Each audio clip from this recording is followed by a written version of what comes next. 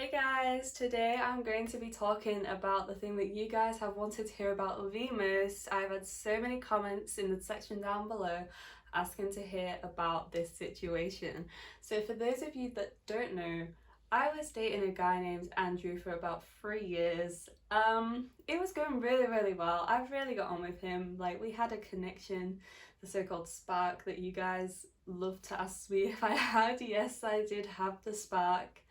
Um, so 3 years into our relationship, something happened where I discovered that Andrew was not who he said he was. He was, in fact, my kidnapper.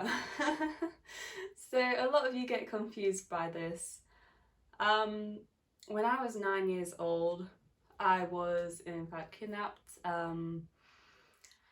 I was taken away from my parents' house into another house where I was kept in a room for about 3 days.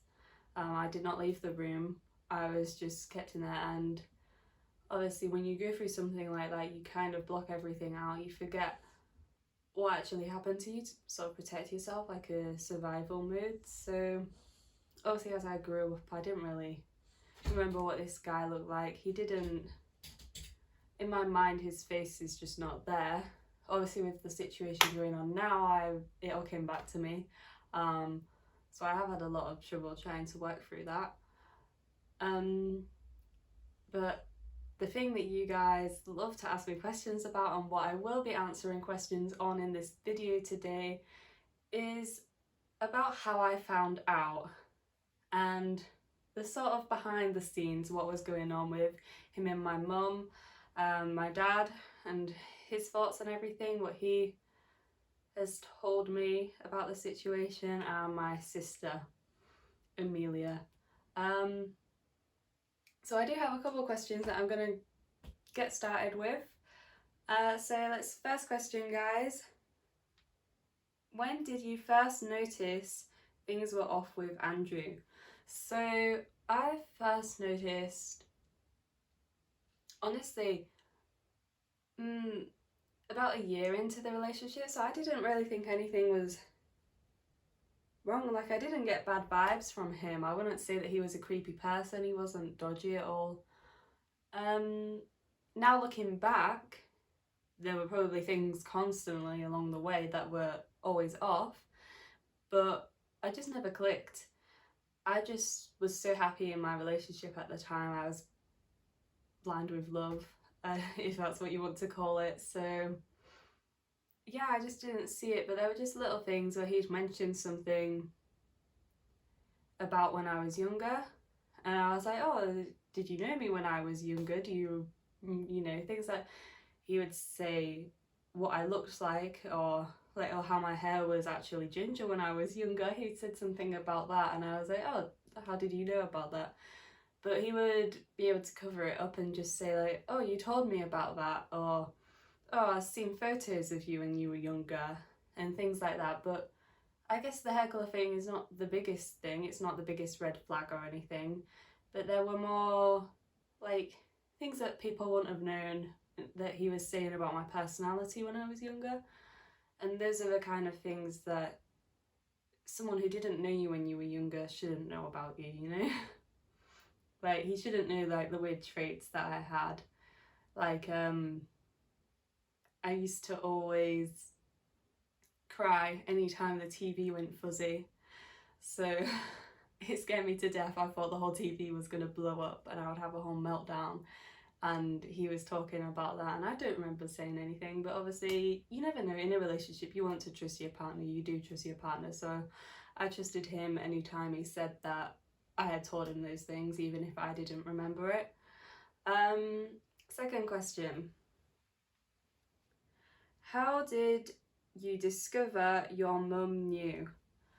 So I discovered at a family get-together with me, my mum, my dad, my 4 sisters, a lot, I know, and obviously Andrew, who was my boyfriend at the time. And I can't remember fully what happened. I wish that we could have got it on tape and that I could watch it back, because I've been over analysing this in my mind so much, trying to figure out where things went wrong. But it was my sister Amelia who sort of clicked on with something, and she was like, no, this is not right anymore. I guess she sort of got the bad vibes from him. So Andrew said something about something that had happened when I was younger, when I had something about like a fear of water, or that we'd gone swimming. And I haven't gone swimming for the past 10 years because of when I was younger. I had a awful sort of traumatic event with water, so I am really, really scared of water. So obviously I was like, oh well, why is Andrew telling this story about when we've been swimming together, because I've never been swimming with him, and I wouldn't have, and I haven't been swimming for the past 10 years. I kind of let it slide. My sister Amelia, she was saying, no, that's dodgy. Like, you've not been swimming together, what are you talking about, Andrew? My mum was sat at the end of the table. It was sort of me, Andrew, my sister. So us three were all kind of in the middle of it, and then my mum was at the end. She jumped in and was supporting Andrew, saying like, oh, you must be stupid, Casey, you must have forgotten about it, don't you remember going swimming? I was just like, no, I really don't remember it. But obviously you doubt yourself, and I really thought that I was going crazy and that we had been swimming together, or that I tried it again with him. So yeah, it was Amelia piping up that started things off. After that it was I think it was my mum who said something like, oh, just leave Richard alone. And I was like, well, actually the whole table, me, my sisters, were all just like, who's Richard? What? Who the hell is Richard? Because the guy next to me was Andrew, not Richard. And that was when my dad sort of just, his whole face just dropped. He just looked so shocked. He looked absolutely terrified. He literally went white as a ghost. And he just looked at my mum, who was sat to the left of him, and just shook his head. He was just like, oh God, what have you done? So then obviously the conversation started about who actually was I dating. My dad came out with that Richard or Andrew, I still call him Andrew because that's who I've known him as, obviously, for most of my life. My dad basically outed the fact that he was the man who had kidnapped me. So obviously there was a lot of shock at the table. That was the moment where I really struggled with my emotions. Everything came back to me, and I just went back, my state of mind just went back to when I was in that room. And all of a sudden I didn't fully see Andrew and Richard as the same person. So when I turned to my left to look at Andrew, I just didn't see Andrew anymore. I now saw Richard. Like, he just completely changed for me, and I just thought, oh my God, like, what an evil person, what the hell is going on? Like, this is not the same person. I was like, they must be wrong, there must be like a double or something, like what do you call it, a doppelganger. Like, there is something going on, because they are not the same person. I just did not want to believe it at all. Obviously I loved this man, I was living with this man, we'd done everything together, and I'd let myself be so vulnerable around him. So I just felt really stupid, really, really weak. I just felt awful. Amelia was amazing though, so thank you to her for actually contacting the police during this was happening. I think she didn't contact the police straight away. Obviously, we wanted to discuss it first ourselves. We didn't want other people to get involved. We just wanted to figure out the truth and what had actually gone on. But Richard started showing signs of aggression. So he threw a glass at my dad, but it hit the wall behind him and smashed to pieces. I think a bit of glass actually did hit the back of my dad, so there was like a little scratch, like a little cut on him. He was like, as he like got up, he like threw the chair like backwards so that it slammed against the wall behind him. I think my sisters were obviously really scared that they were going to do something to us. My mum was just trying to calm down Richard, which is ridiculous. Why on earth would she pay more attention to him than the rest of us, basically? She didn't care if we were okay or not. She just wanted to make sure Richard was okay. And I think my sister could tell that my dad and Richard were sort of starting this fire between them, that like something was going to happen. They were going to fight. They were yelling at each other. So yeah, she contacted the police as soon as things got a bit too much for us to handle.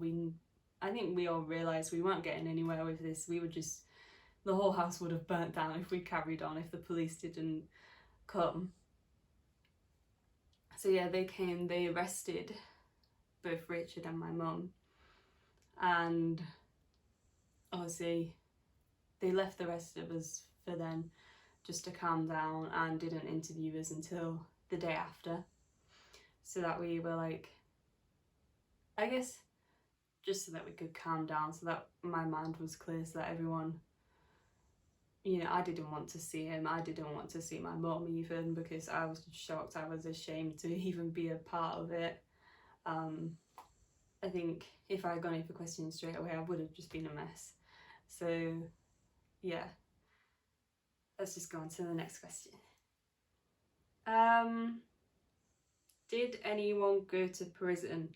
So yeah, as I said, they both got arrested. I think it was a couple months before the final trial in court, where Richard was sentenced with 12 years in prison for obviously kidnapping. My mum was also sentenced, but only with 12 months, so just a year. She was sentenced on like assisted kidnapping. I haven't visited either of them, and I don't think I will, because at the minute it's a very touchy subject for me. Obviously I'm talking about it here with you guys, and I have opened up for you, but that's because I know that talking about things makes things better, and you guys show me so much love and support that does make me feel better about everything. So I'm really happy to have you guys, and thank you for watching the video. Let me just see if there's any more questions. So somebody asked, are you going to continue dating him? No, he's in prison. Also, even if he wasn't in prison, I wouldn't date him. No. So I'm not dating anyone at the minute. I think I will be single and stay single for at least like 50 years. Maybe not that long. I think it would take a lot for me to open up again, to be able to trust someone again. Obviously, I had that trust ripped away from me. Everything I thought was a lie, so I don't think I could ever see things the same again, if you know what I mean. I think I'm always going to think that people are lying to me and that they're not who they say they are. So yeah, I will be staying single for a while. And I think it probably will affect my future relationships, if I'm completely honest. I think it will. Just as little things affect everyone, you know, everyone has relationship troubles or like doubts because of past relationships they've been in. So any others?